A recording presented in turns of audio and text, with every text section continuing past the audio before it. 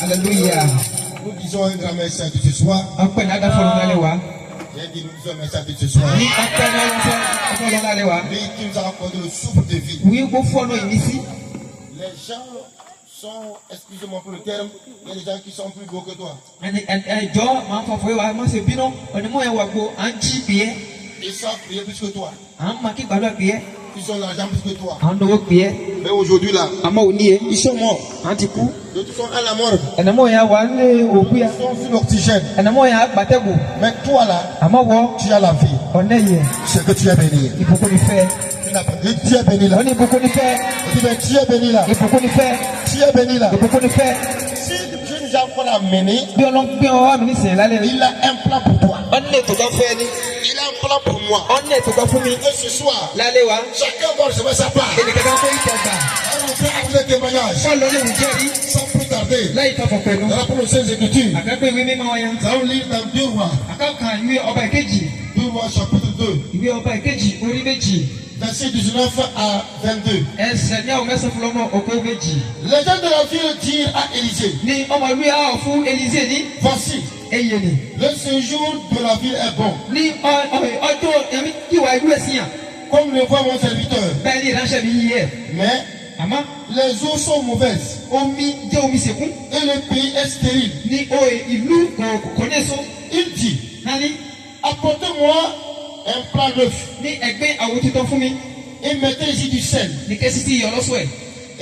il le lui apportait. Il alla vers la source des eaux et il y jeta du sel. Et il dit, ainsi par l'Éternel, j'assainis ces eaux. Il n'en proviendra plus ni mort ni stérile. Et les eaux furent à ses ennemis jusqu'à ce jour, selon la parole qu'Élisée avait prononcée. Dis-moi amen.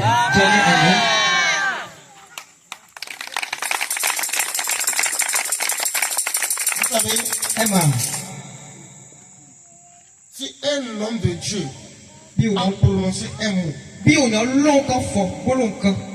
et ce mot vient vraiment de l'Éternel, il y aura changement. Il ne va pas répéter le mot là. Mais puisqu'il est homme de Dieu, si ce qu'il a dit vient de l'Éternel là, il a va mais. Il a va mais non. Mais il a va mais. Dis encore amen. Jéricho. C'est une ville riche. C'est une ville qui a des géants. Amen. C'est une ville où les gens sont beaux. C'est une ville que Dieu a bénie. Mais un temps est arrivé, cette ville est devenue rebelle. Ils se sont levés contre les amants de Dieu. Au temps de Moïse. Moïse, c'est un homme patient. Il aime la patience. Israël l'avait insulté. Et il fallait que Moïse les maudisse. Quand Moïse s'est levé, il dit Seigneur, pardonne-le. Il ne savent pas ce qu'il faut. Alléluia. Amen. Voilà, c'est son onction ça. Alléluia. C'est un homme de patience. Praise the Lord. Alléluia. Moïse avait 2 disciples. Josué et Caleb. Après le départ de Moïse, quand Dieu a pris Moïse, il était Josué et Caleb. Mais Moïse a donné le commandement à Josué. Josué ne connaît pas le pardon comme Moïse. Lorsque Jéricho s'est levé contre le peuple de Dieu, Josué annonçait déjà. Il dit, vous Jéricho, si je suis serviteur de l'Éternel, à partir de maintenant, vous êtes maudits. C'est fini. Tel qu'il a dit ça, tout Jéricho était maudit. Les eaux étaient maudites. Cette malédiction s'est accomplie parce que ce que Jéricho faisait n'était pas bon devant l'Éternel. C'est pourquoi je dis souvent quelque chose. Quand tu entends quelqu'un te maudire là, comment on appelle les filles de Babama? Il faut aller faire la chose de EOC. Tu ne peux pas la part du tout, mais tu dors. Les filles de Baba, ni sobe. Quand tu entends quelqu'un te maudire là, ça te prépare la chose de EOC et puis c'est fini. Tu fais la partie du monde, tu dors. Les filles de Baba, ni vous sobe, ni vous dieu, ni sou. Une malédiction sans cause et sans effet. Et quand on est à Mosé, tu n'as pas d'amen. Une malédiction sans cause. Et quand on est dit, on te maudit. Ma femme est belle. Mais ma femme est belle. Écoutez-moi ceci là. Je suis venu pour vous dire quelque chose. Notez ça, moi je vais partir. Tous ceux qui vous ont maudit, vous allez les voir manger au dépotoir. Tous ceux-là qui ont dit que attendez un peu, vous allez les voir. Ils vont souffrir. Tu vas les nourrir jusqu'à fatiguer. Il va souffrir lui-même. Il va vers toi. Pardon là. Donne-moi un peu. Il revient demain. Il revient demain. Il revient demain. C'est qui t'envoie là? Il a bâton. N'ayez pas peur. Non, vous maudit là. Vous autres là. Soyez-en rassurés. Donc vous êtes avec l'Éternel. Il te maudit là. Laissez-la. Regardez-la. Bientôt là. Elle va vendre sa moto. Elle va savoir là. Il va sur le portail.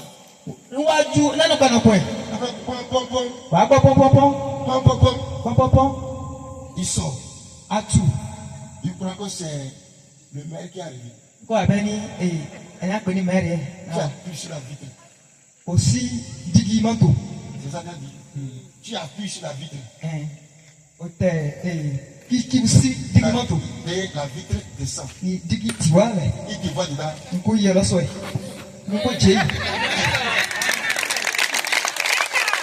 Il commence. Il veut parler ça. Ils vont péter comme un débattoir. Une malédiction sans cause et sans effet. Qui te maudit même? La malédiction de Jésus s'est accomplie parce que ce que Jéricho faisait là, vraiment, c'était pas bon devant l'Éternel.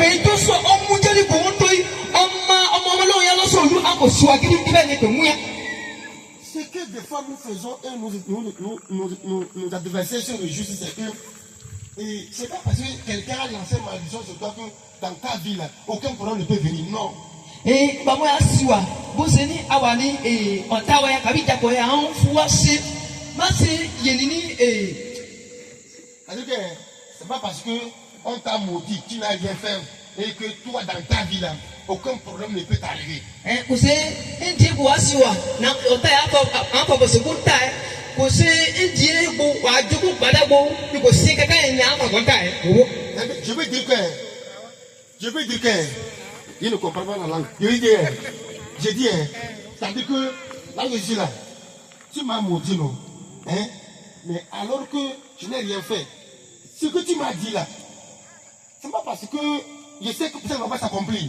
C'est pas parce que je n'ai rien fait que là où je suis là, je ne peux jamais avoir un problème.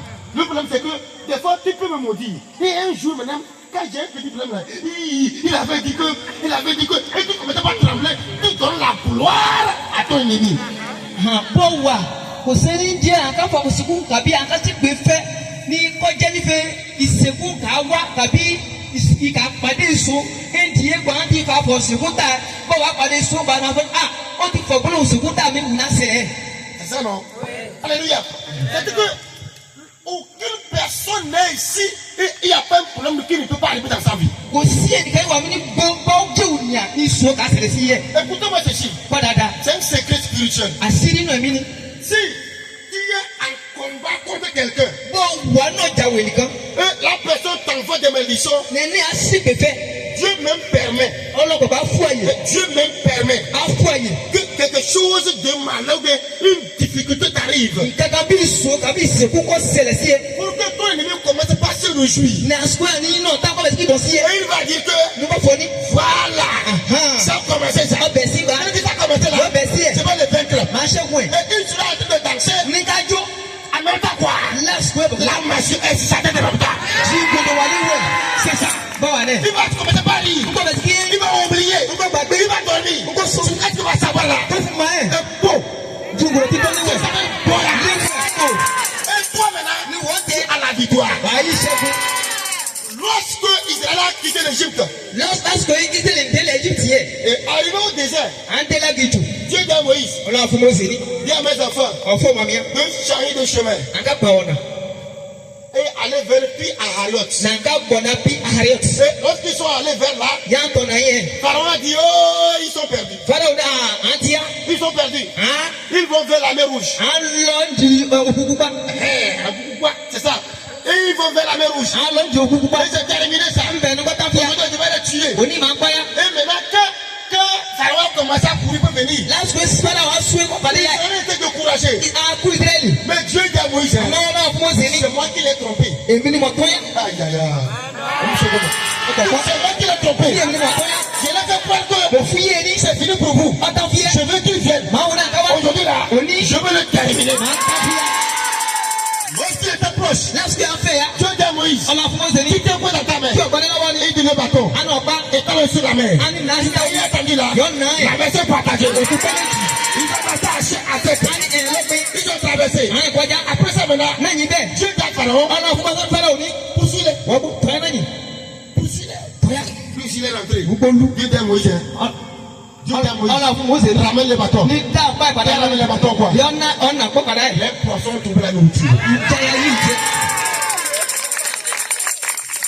Ne donnez pas gloire à ceux qui vous combattent. Dis à ton frère, ne donne pas gloire à celui qui te combat.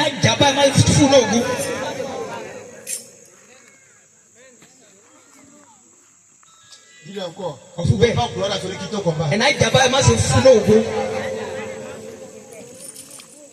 Alléluia. Amen. Praise the Lord. Alléluia. Alléluia. Oh, alléluia. Tu vas sortir le matin quoi? Tu vas lui faire savoir que hier tu n'as pas mangé.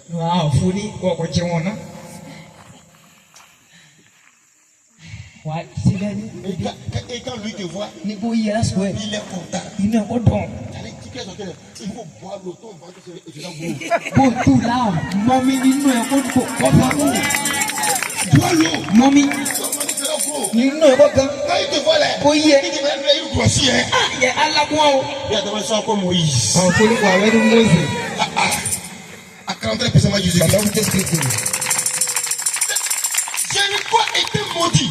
Et dans cette malédiction-là, ils ont compris que il fallait revenir vers l'Éternel. Alléluia. Oh, praise the Lord. Alléluia. Amen. Et le temps d'Élie était arrivé. Élie a le même sang que Josué. Et les gens de la guerre. Josué, il n'y a pas de pitié. Praise the Lord. Alléluia. Alléluia. Amen. Et ils ont crié. Et ils n'ont pas regardé là-bas. Le temps d'Élie est terminé. Il devait retourner. Il a légué la puissance à Élisée. Et quand il était retourné, il a dit à Jéricho, le peuple a couru vers lui. Oh, homme de Dieu, notre ville là, elle est bonne, mais seulement les gens sont mauvaises. Et chaque la stérilité, et la maladie, dis quelque chose. Et les autres qui sont ici là, soient tous là.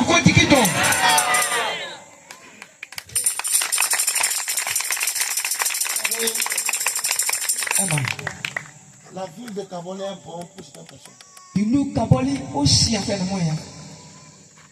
À cause de ce qui lui arrive là, il est en train de faire des programmes dans ta chambre. Tu veux fuir?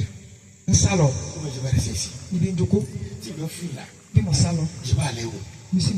Il pense. Il fait programme. Il va fuir. Il va fuir. Mais le chrétien va fuir laisser les sorciers. Dis le chrétien veut fuir pour laisser les sorciers. Chrétien veut fuir pour laisser les sorciers.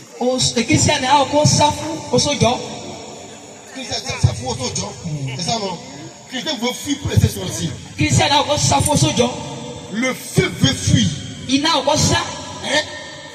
Le feu veut fuir pour laisser les herbes. Entre les herbes et le feu, qui va quelqu'un d'autre? Et qui va quelqu'un d'autre? Entre hibou. Non, on appelle ça l'oiseau des sorciers. Non, moukoukou. Moukoukou. Maintenant, entre le feu et moukoukou là, qui doit craindre l'autre? Non, il n'a ou moukoukou. Et c'est quoi ça fait de qu'est-ce? Donc, le feu doit avoir peur de moukoukou. Maintenant, le chrétien maintenant a peur des sorciers. Celui qui est en toi est plus grand que les sorciers. Même quand je parle, leur amen, c'est difficile. Il dit amen, mais il a peur même. Tu dis, celui qui est en toi, il est plus grand que les sorciers. Si j'ai loué dans une maison avec un sorcier là, c'est lui qui va quitter me laisser.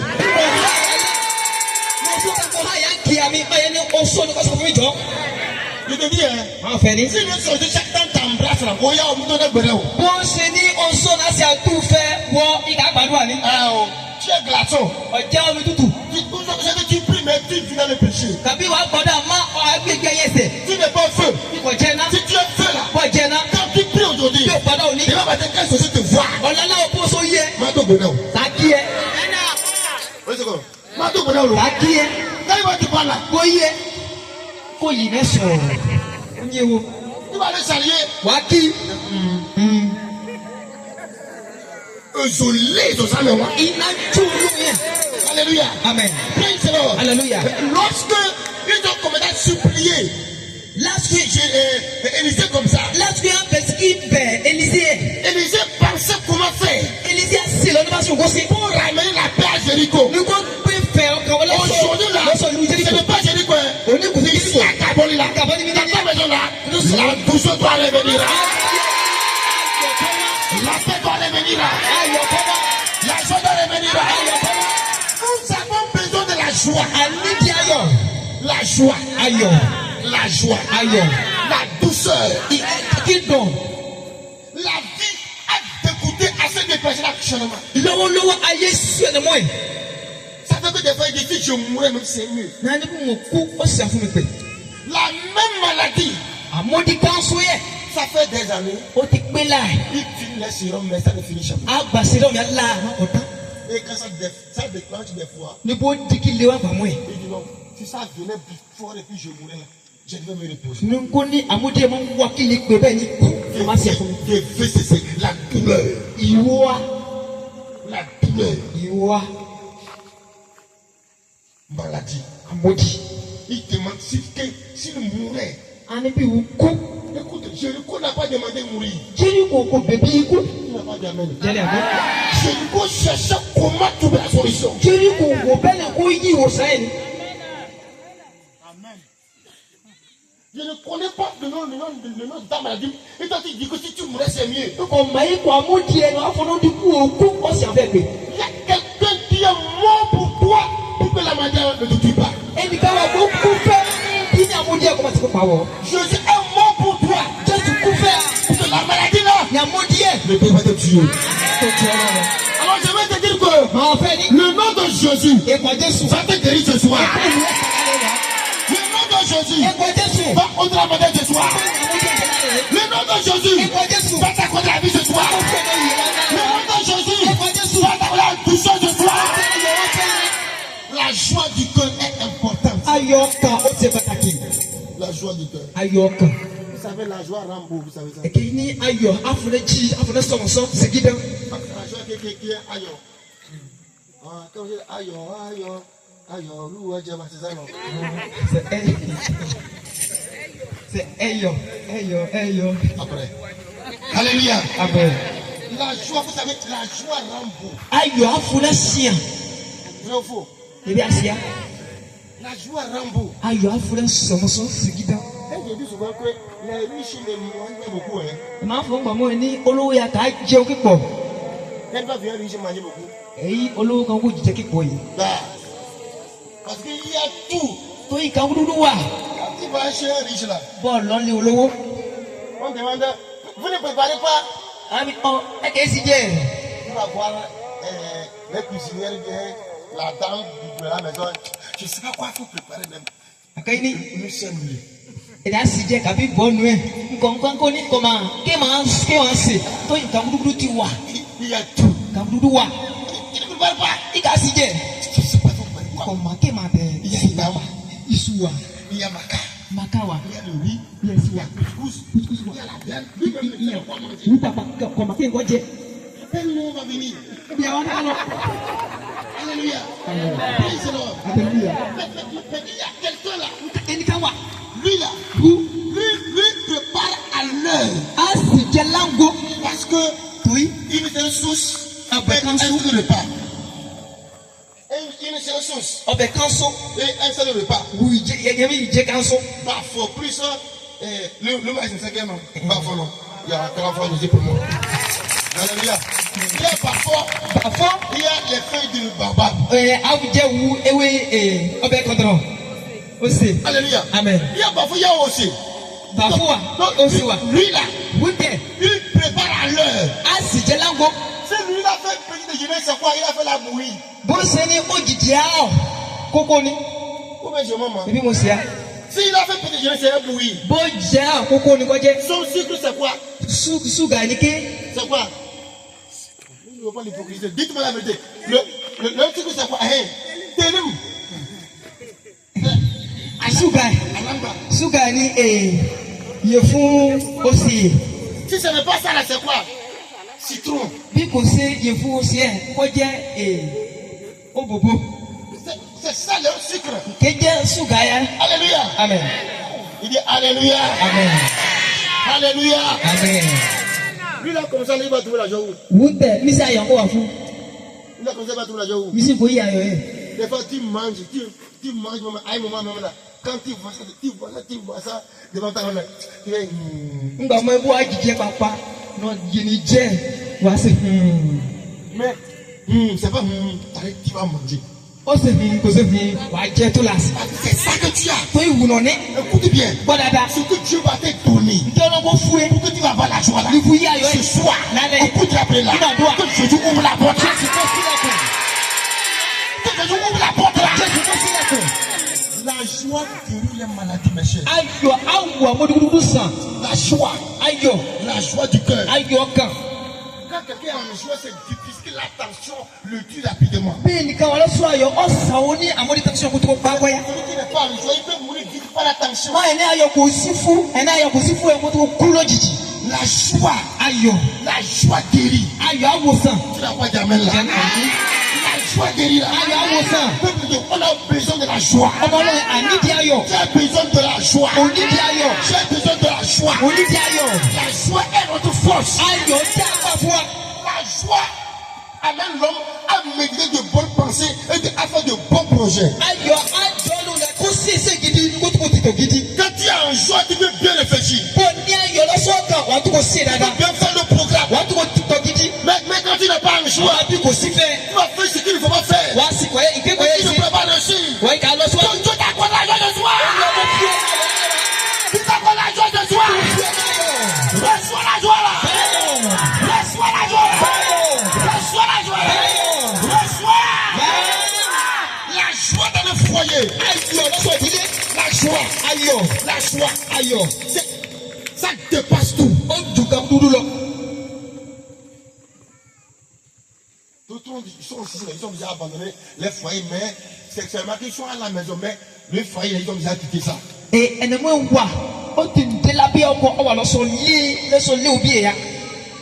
C'est-à-dire qu'elle est là à cause de quoi? les enfants. Ojoko ndi oko ama isi ekosi be ojoko be ndi ego onni o maya be. Avec il n'y a pas la joie. Ko si ayo kan fu be. Elle va dire. Ko foni. Mais si je parle même là. Bi mo lo. Quelqu'un viendra maltraiter mes enfants. Donc je suis obligé de rester comme ça.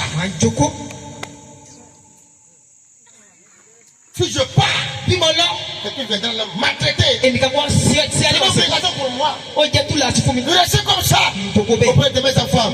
Maman, ce soir là, je vais parler pour toi. Je vais parler pour toi. Je vais parler pour toi. Tu vas recevoir ta joie ce soir.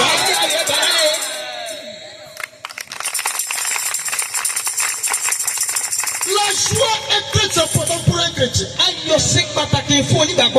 Toute créature a besoin de la joie. Quand tu as une joie, même si tu n'as pas mangé, c'est bon. Quand un riche, celui qui a tout, il a une joie. Quand il goûte un peu, il boit l'eau. Oh, c'est bon.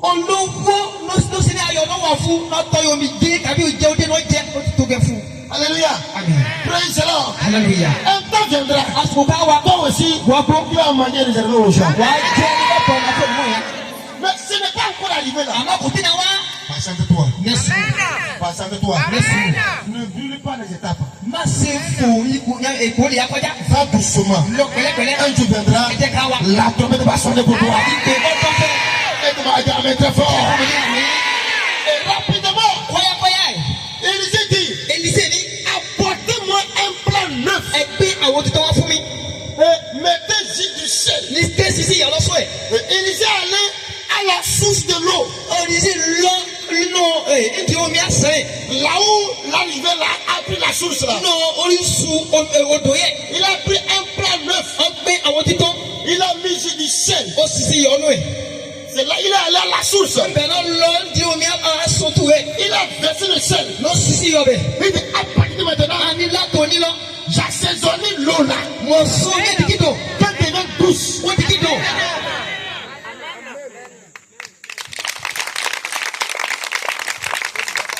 Alléluia. Amen. C'est un nouveau plat, il a pris. Un plat neuf qui est propre. Alléluia. Amen. Praise the Lord. Alléluia. Quand vous priez pour réclamer un changement dans votre vie, il faut que votre cœur soit propre. Amen. Amen. Il faut que votre cœur soit propre. Votre cœur n'est qu'à être propre. Si votre cœur n'est pas propre là, tout ce que vous faites sortir là, c'est comme vous faites du sport. Vous beaucoup priez. Mais si vous n'avez pas la vigilance, vous allez crier. Mais rien de bon n'est pas arrivé. Alléluia. Amen. Vous savez, nous prions ici pour que Dieu change nos vies. Mais il y a certains là. Lui, ce n'est pas que Dieu n'a qu'à changer sa vie. C'est que quoi soit lui a fait là. Dieu n'a qu'à le bénir, lui va monter à quoi soit.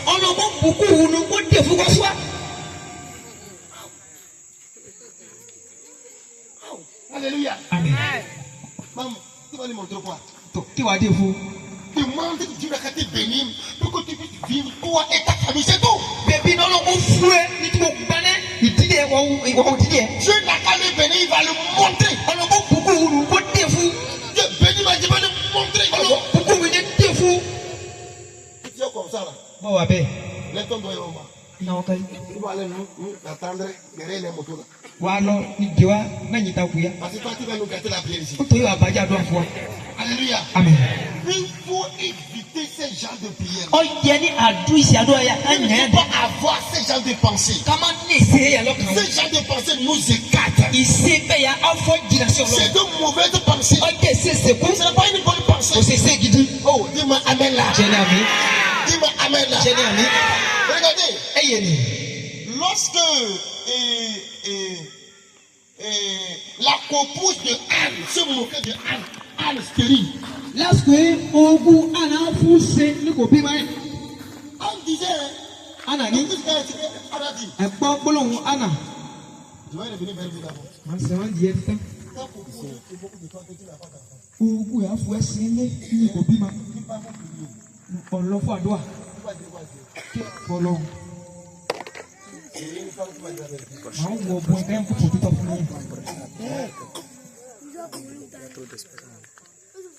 Je vous donne l'enfant aussi.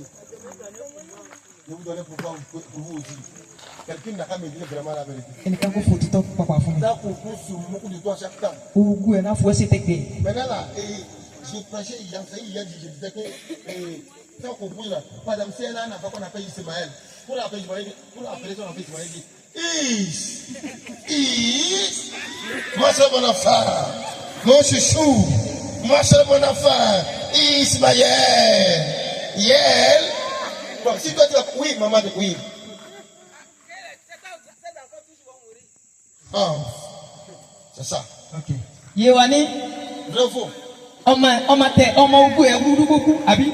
Vous ne connaissez pas ce qu'on appelle la colère. Est-ce que ma carte béni a eu. Il n'a qui bien. Hein? Tu ne connais pas la colère? Il comment il dit non. Il comment il dit non? Hein? Tu vas dire que, Wafoni ah, qu'est-ce que ça va mettre ou bien? on m'a beaucoup. Pourquoi nous tous c'est 0-0? Beaucoup à Kawadede. Ou bien, si tu n'aimes pas que les enfants meurent, qu'est-ce que tu vas dire? La Bible qu'on m'a beaucoup que Wafo. Oui. Ah, Dieu n'a qu'à me donner aussi. Je vais faire comme elle ou celle fait là.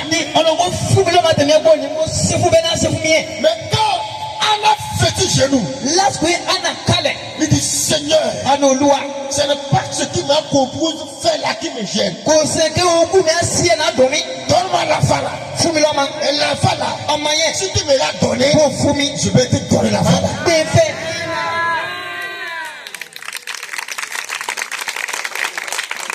Comment tu peux faire ça? Bien que Dieu ne va pas vous aider. Donne-moi l'enfant là. Fumiloma. Si tu me l'as donné là, pour Fumi, moi je vais te ramener. L'enfant là, quand tu servi. en moyen, pour si ça fait. Là, Dieu voit que Là, ce que nous dit, Anne a un cœur sincère. on a né au camima. C'est comme ça nous devons prier. Il y a une belle catadoua. Ne priez pas pour la vengeance. Sama batu anika Kavutako, qui a un foyer. Prie pour avoir quelque chose qui peut t'aider à survivre, c'est fini. Batu a foueli, qui a beaucoup de moyens là. Chacun a son sang. Et il y a un nédier. Chacun a son sang. Et il y a un nédier. C'est que moi j'ai porté comme ça là. Qui est mon voy? Quelqu'un t'a porté comme ça là. Bien, moi, vous allez voir que lui se cache. Et qu'il est à Doukou. Parce que lui n'est pas se faire voir. Quelqu'un ne doit porter ça là. Et moi, si Vous pouvez pas ça, mamie. le même tissu. Le même tissu. Que quelqu'un porte. Il se cache là. C'est le même tissu. Quelqu'un va porter là. Quelqu'un va s'asseoir. Il va dire que oh. C'est que moi j'ai porté l'eau au champ là. Pas une de 500. C'est ça que nous faisons comme ça. C'est son sang. C'est son sang. Chacun a son sang. Alléluia. Amen. Ne demande pas une bénédiction pour lui montrer parce qu'il t'a fait. Bénis-moi. Si tu as magistrat réserve, bon, je vais t'adorer avec là. Tu vas arriver au calme de passer. Tu vas arriver au de passer. Tu connais une chose. Ceux qui s'accrochent à l'éternel là, ils finiront par être milliardaires. J'ai vu une maladie là. Oui, à Moudika.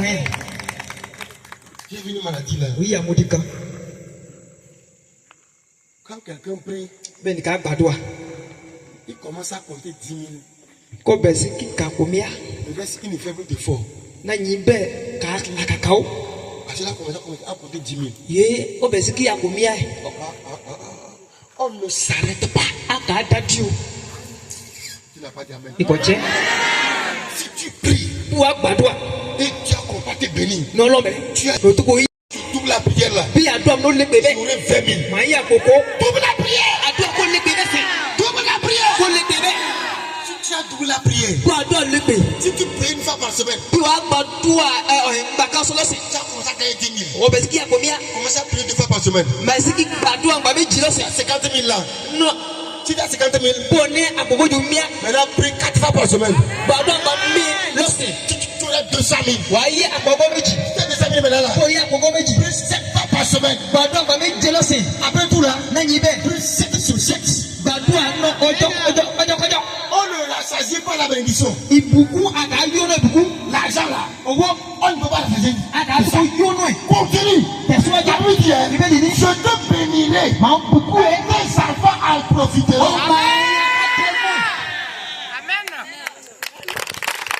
Ce que nous vous demandons aujourd'hui, Qui a bébé oni e. non, si tu t'as béni, Tellement beaucoup e. tu peux avoir un tissu. No tu kwa aso. Ça y est, un paille. No tu kwa aso si la. Il a dit donc, No o yi di wa so. c'est terminé. Osia. On appelle ça le pain quotidien. Ye na gbe ni pono ojo. Ça, c'est pas bénédiction ça. Ye ko se buku. La bénédiction là. Ibuku On l'a dounou. wa je. Et puis on l'a dounou. Ọmọ ya ko je. Maman vit on l'a dounou ça. Ọmọ ma ya ko je. Alléluia. Amen. C'est ça la bénédiction. Ya gbe ni buku Cette na. soirée là. La ni wa. Que Jésus ouvre la porte. Silakun. Tu ouvres la porte là. Silakun. Tu ouvres la porte là. Silakun. Tu ouvres la porte là. Silakun. Quand Élisée a assaisonné les eaux là. Ngba egbo eni te pe yo silo so mi. La douleur là. Ìwúwáyé La médecine qui était dans l'eau. ikò ìwà lọ́sọ̀ mi. Qui a amené la mort. Bàbá ikú. Elle partait en même temps. Et ceux qui étaient à Jéricho. Nẹ̀nẹ̀ ìwà lọ́sọ̀ lẹ́jẹ̀ Les nígbà. femmes ont comme pas accouché. Ọkùnrin abẹ tí kíbi. Peu importe cette malédiction. Bọ́ọ̀lù ìgbẹ́kẹ̀gbẹ́. Il s'est arrêté là. Bá dájú. Cette rue là. Lóhùn yẹn. Jésus va la lever.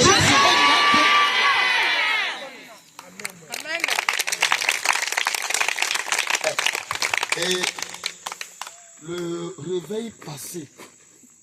Ìsọjí àṣìwá lọ. Le serviteur, le pasteur avait reçu une révélation. Ìránṣẹ́ ìwà pásọ̀ ó yí ìfihàn kan. Je crois bien c'est le mercredi, bien c'est le jeudi. J'avais dit que je veux qu'on mettre le tapis devant. Et il est sorti, il me disait que il a su la révélation comme quoi c'est mercredi, jeudi. Et comme quoi que les femmes qui veulent d'enfants n'ont qu'à donner 50 000 et Dieu va passer par là, il va combattre pour eux. Ní lásìkò ìsọjí ẹ̀ ọjọ́ lẹ́jẹ̀ kan bá ní bàbá fọ̀ ní wàá ní àǹká sí ìyàn lọ ní àǹká sọ kan àǹká sì síwájú lásìkò yẹ ẹ̀mí agbéhùn nìyẹn ní ká gbé ẹ sí ń ta aṣọ yẹ ọ̀nà àfọ̀kífọ̀ ní pásọ̀ wa ìránṣẹ́ ọlọ́run yóò wá nánú di ọlọ́dẹ kankan fún un jẹ́ ní ké wú gbàdọ̀ fún ẹnẹmọ́ ya ní ẹnẹ́yà wá náà fún ẹbùyá ní àǹká tukú aṣọ yẹ àǹká tẹ̀ sí chọ́ọ̀chì. Et en même temps, une femme est sortie en même temps. Lásìkò yẹn ǹdẹ́gbọ́ fàfọ̀ yẹ bọ̀kẹ́ yẹn ní ọ̀pọ̀ ẹ̀ka tu owó. Moi, je ne la connais pas. Nkọ̀sẹ̀ má. Donc, c'est après tout qu'il est venu à la maison, je l'ai reçu après le réveil. N'anyie sọjí táyà ni ọ̀wá jókòó wẹ̀. Et ce qu'elle m'a dit, Nke ọ̀bọ̀n yẹn funfun yẹn. maintenant, Ọmọ yìí. les sorciers ne sont plus dans le monde. Ó sóya kò sí ilẹ̀ ayé o. Les sorciers maintenant dorment en église. Ó sóya chọ́ọ̀chì náà wà. Si quelqu'un est ici n'a qu'à se lever contre moi, les sorciers maintenant là, c'est l'église qui dort. Bẹ́ẹ̀ nìkan wà mí ní kọ́bínú sí mi. Ó sóya chọ́ọ̀chì náà wà. Et ils ont fait le mariage. À ń ṣègbéyàwó. Et les cadeaux qu'on les a donnés là, Ẹ̀bù yé gbà ń ṣe fún ya. ils ont emballé ça déposé. Mo à ń di así ẹ̀. Et ils étaient au lit. À ń wà lábàtí. Le troisième jour, Ẹ̀jẹ̀ kẹta. ils ont voulu ouvrir les cadeaux. À ń ká sí ẹ̀bù ẹ̀ yàgbá ẹ̀. Ils entendent un bruit d'un À ń pò kó jì lọ́sọ̀ ẹ̀bù ẹ̀. Ils sont allés là. À ń lọ. Un cadeau s'est transformé en hérisson. Ẹ̀bù kan ó di Qui pique. olúkúlùkù. Olúkúlù. Donc un cadeau s'est transformé en olúkúlù. Ẹ̀bù kan di olúkúlùkù. Attends, bon, c'est là. Tu peux comprendre ça? Nkọ́ tó kó yí ẹ̀. Le cadeau du mariage Ẹ̀bù kan yìí gbà ń ṣe fún ọkọ láyà. s'est transformé en hérisson. Ó di olúkúlùkù. Et je l'ai dit, hein, Náà fi arí. ça chez toi c'est petit. Ń dìtẹ̀ ó kékeré. La femme d'un célèbre homme de Dieu Ayé apásọ̀ lákùkán. m'a donné un pain de qualité. Dieu m'a dit de qualité, bah. Ofu bawano. qualité chez nous quand même là. Ofu bawano asoka asokiti asoke. C'est pas de 30 000. Aso abo obawo. Mais je vous dis, Maman fier. c'était une vipère. Oje ejoni. Le pain, Asoye. même c'était une vipère. Aso ojejo. La femme tombe enceinte. Obwe nefu. Ça gâte. Nko baje. Ça gâte. O nefu nko baje. Et un jour, Eje kan. c'était longtemps que je priais. Ni bawo lojo china gbado. Je disais, je suis dépassé. Ni o afuna Ọlọ́run o wo mi. Se kankan. Je ouvre mes yeux. Ọlọ́run si ojú ba. Je vois une valise. Na yi valise kan. Je vois dedans un pain. Ayi aso kan lọ́sọ̀ Je e. me dis que c'est un serpent. Na ni aso elejo. Ça veut dire à la femme, Ni Ọlọ́run afọbùn ni. où est-ce que tu as déposé le cadeau que l'homme, la femme de l'homme de Dieu là, nous a donné là? Ebuye ko aya pastor se fún ẹ̀mí sí ogbe aso yìí sí. J'ai dit, j'ai vu la valise. C'est là-bas que tu as déposé ça? Ni afuni ko yi valise nbe no gbe si. Elle me dit oui. Ani nbe no wa. Elle a fouillé, No takasi lọ. elle a pris ça. Ogbe aso Et yìí. elle a laissé ça comme ça. No ofule Là où c'est un camp de prière. nle ado akani. Là où on nous a logé. Ndi an gba le kona fún wa. Pour la fenêtre là, Bo si fese. c'est le couleur, c'est qu'on a fait ça comme l'hôtel quoi. Ayami idi an gba fún kọjá wa. Idi an gba fún kọjá wa. On a déposé le pain là-bas. Na sisi an fọ aso ile bẹ. En même temps, Nbẹ bọ kan. ceux qui sont à l'intérieur Ẹnìyà ọlọsọ kọnà kejì. commencent à crier. Abẹ si pusi. Serpent, serpent, Ejo serpent, serpent. ejo. Et on va. Ni alọgba ẹ. Le serpent était dans le pain. Ejo alọsọ aso. Et on l'a tué. À ń pe jo ẹ. On a pris le serpent, on a pris le pain. Àgbé aso. L'a mené en brousse. Na gbé lọ́ngọ̀lẹ̀. Et un pasteur allait soutirer l'essence de sa moto Ní pásọ̀ kan lọ yàtọ̀ sí dàgbò ẹ̀. pour aller brûler le pain là. Kó ló jóná aṣọ yẹ. Dès qu'on est arrivé là, Yà á díẹ̀. une grosse vipère a enlevé le pain. Ejò ńlá kó wí aṣọ yẹ. On a secoué le bâton comme ça Na gbé ọ̀pọ̀lọpọ̀ pour taper le serpent. káfù ju ejò yẹ. Ó sì fún C'est disparu. un. Nọ wa. Et on a brûlé le pain. Àjóná aṣọ. Le dehors fait peur mes chers. Òde àṣírí lójú. Et j'ai dit à la dame là, Màá fọ́ ọkùnrin ní. va dire à ton mari Lọ fún ọkọ ẹ. de revenir. Mo kọ́ sẹ̀wọ̀n. J'ai invité quelqu'un. Mo pè nìkan. Commencez pas à jeûner. Ẹ bẹ̀ sí kíkà wẹ̀. Je vais prier pour vous. Màá ń gbọ́dọ̀ fi yẹ. 7 jours, Ẹ̀jẹ̀ méje. tu vas parler. Ọlọ́run kó fà fọ̀. Je vous dis, Màá fi yẹ. tu vas frapper quelqu'un à la maison là-bas. Ọlọ́pàá ẹnìkan lọ sọlé. Vous serez étonné. Ọlọ́pàá yà ẹ́ nánú. Alléluia. Amen. On a fini le programme. Àtàn Ils ẹ̀dùn wà sont lọ. partis. À ń lọ. Aujourd'hui là, Òní yẹ. ça a pris le papa de l'homme. Ami Anna. Son beau-père, Asakọ ẹ̀. ça l'a soulevé Ẹ̀mí gbé asakọ ẹ̀. en l'air. Ọgbẹ́lókè. Boya, Ó fún talẹ̀. par terre. Ó fún talẹ̀. Nánà tẹ̀yìn. Je vais parler. Máa fọ̀. Ce que j'ai fait là. Kí mo sí ẹ̀. Je vais parler. Máa fọ̀. Je vais parler. Máa fọ̀. Je vais parler. Máa fọ̀. Je l'ai dit, hein. Ní máa fi ẹni. Ne me racontez pas au téléphone. Ẹ̀mẹ́kẹ́ bọ̀ fún tẹlifóònù. Revenez demain matin Wá ọ̀làlá o. pour me parler. Ẹ̀kẹ́ bọ̀ fún mi. C'est Yehowa Gbaola. Olóyè olókọ̀ fàyà. Yehowa Gbaola. Olókọ̀ fàyà. Tito Bobo fire. Títẹ̀ bọ̀ ní. The fire. The fire. The Yehowa. Olúwa. Puissant. Títí kíkẹ́ wà. The Bobo Bale. Àwọn ìṣẹ̀kú. Lóye.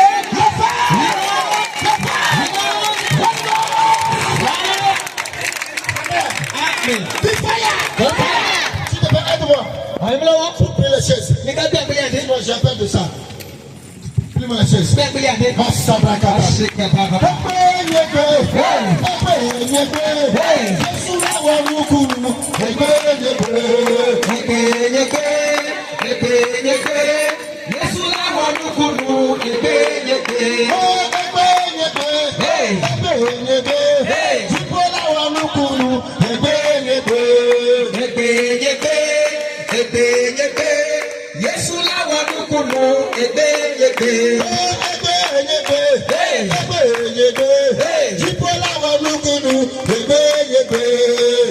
Ẹgbẹ́yẹgbẹ́. Ẹgbẹ́yẹgbẹ́. Yẹ́sù láwọn olùkùnú. Ẹgbẹ́yẹgbẹ́. Amen.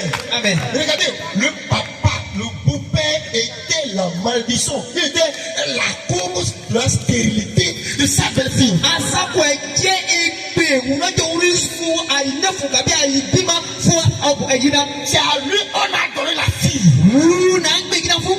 Et c'est lui qui a arrêté son utérus. Wùrù kì í apò ọmọ. Ton malheur n'a pas quitté loin. Ìsì C'est quoi un petit qui est à la maison là-bas. Le folie est papa. Il y a d'abord, je ne vais pas durer, mais avant de pas, il y a un grand ami qui va tomber. Tout méchant qui est à la base de mon problème. Dans ma famille, dans ma belle famille, parmi mes amis. Hey, c'est lui là.